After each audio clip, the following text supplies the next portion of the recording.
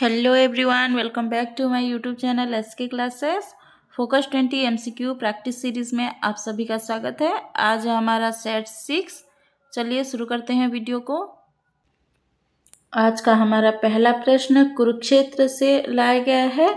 इसमें पहला प्रश्न है, कुरुक्षेत्र में पविकाय किसे कहा गया है? अर्जुन, युधिष्ठिर, भीम, श्री कृष्ण। इसका उत्तर होगा ऑप्शन सी, भीम। दूसरा प्रश्न है, निम्नलिखित में से कौन सा पृथ्वी का समानार्थी शब्द नहीं है? मेदिनी, धरती, वसुंधरा, महीधर। मेदिनी है, धरती भी है, वसुंधरा भी है। महीधर पृथ्वी का समानार्थी शब्द नहीं है। महीधर जो है वो पहाड़ का समानार्थी शब्द है। तो इस प्रश्न का सही उत्तर होगा ऑप्शन डी। क्वेश्चन नंबर 3 है, बंटी के मन में किसको देखकर साइकिल खरीदने की चाहत जाग उठी? 2 लड़के को देखकर, 2 लड़कियों को देखकर, उसके 2 दोस्तों को देखकर या फिर टीटू को देखकर? किसको देखकर उसको साइकिल खरीदने की चाह उसके मन में जाग उठी?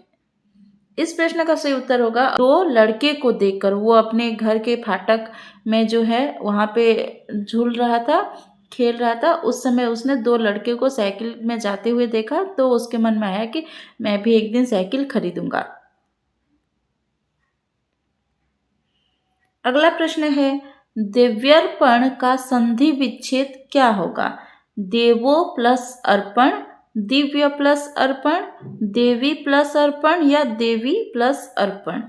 तो यहाँ पे इस प्रश्न का सही उत्तर है देव्यर्पण का सही संधि विच्छेद होगा ऑप्शन सी, देवी प्लस अर्पण। सेनापति में समास है, ऑप्शन है अधिकरण तत्पुरुष, कर्म तत्पुरुष, अव्ययी भाव समास, संबंध तत्पुरुष। इसका सही उत्तर होगा ऑप्शन डी, संबंध तत्पुरुष। और सेनापति का समास विग्रह होगा सेना का पति। तो यहाँ पे का लगा है, संबंध कारक का विभक्ति चिन्ह है, ये संबंध तत्पुरुष कहलाएगा। अगला प्रश्न है, दुर्गुण में उपसर्ग है दु, दुर, दूर या फिर गुण। चारों में से कौन सा ऑप्शन सही होगा? इस प्रश्न का ये पहली बात तो उपसर्ग जो है शब्द के पहले लगता है, तो गुण ऑप्शन डी नहीं होगा। ए बी सी में से सही ऑप्शन है ऑप्शन बी, दूर। क्वेश्चन नंबर 7 है, देना का प्रथम प्रेरणार्थक क्रिया रूप क्या होगा?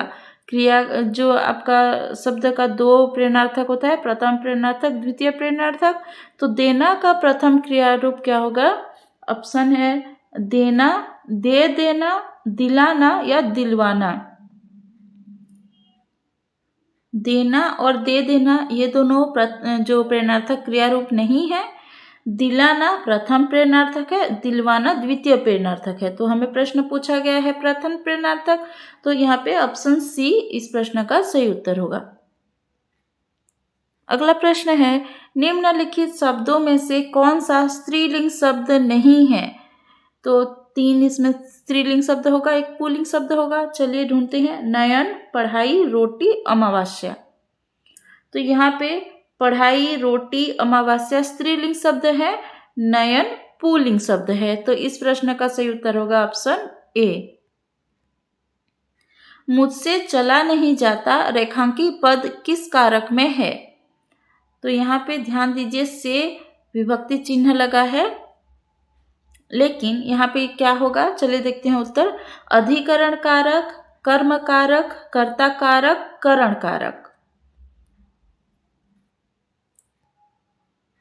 इस प्रश्न का सही उत्तर होगा मुझसे चला नहीं जाता, मुझसे कर्ता कारक में है। कर्ता कारक में से विभक्ति चिन्ह का भी प्रयोग होता है।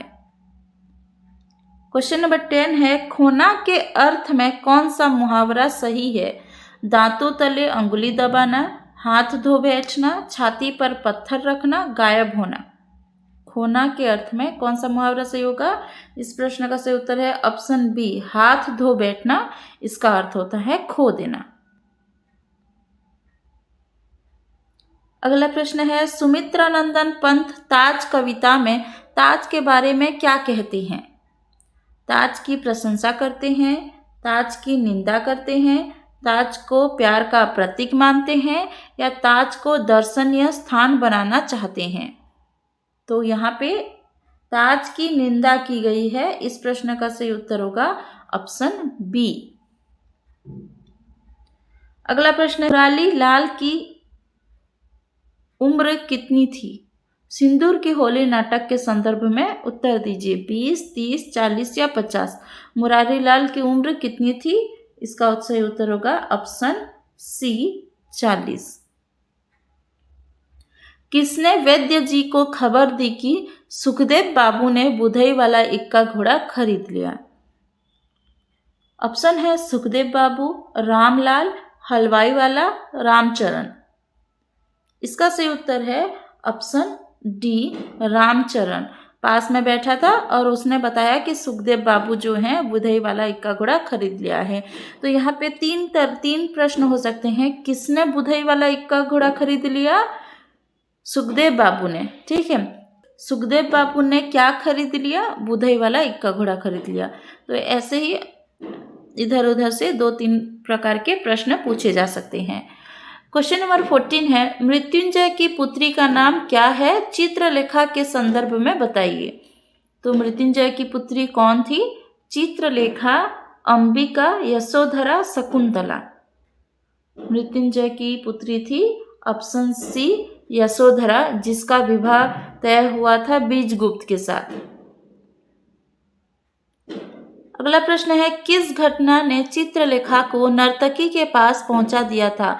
वो जाके एक नर्तकी के घर में आश्रय लेती है और बाद में खुद भी नर्तकी बन जाती है। तो किस घटना के बाद ऐसा हुआ था?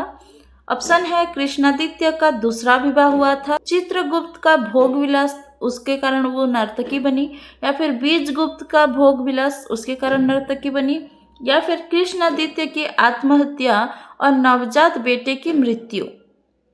तो यहाँ पे इस प्रश्न का सही उत्तर होगा ऑप्शन डी, कृष्णादित्य की आत्महत्या कर लेता है और उसका नवजात बेटा जो है वो भी मर जाता है। और इसके बाद चित्रलेखा क्या करती है? घूमते घूमते नर्तकी के पास पहुंच जाती है। क्वेश्चन नंबर 16 है, संध्या सुंदरी कविता के कवि कौन है? पंत, निराला, प्रसाद, बच्चन। तो इस प्रश्न का सही उत्तर है ऑप्शन बी, निराला। क्वेश्चन नंबर 17 है, आकाशदीप कहानी में द्वीप का अधिश्वरी कौन है? चंपा, दीपा, जय, कृपा। तो यहाँ पे ऑप्शन ए इसका सही उत्तर है। कक्षा कार्य और गृह कार्य किस सोपान के अंतर्गत आते हैं?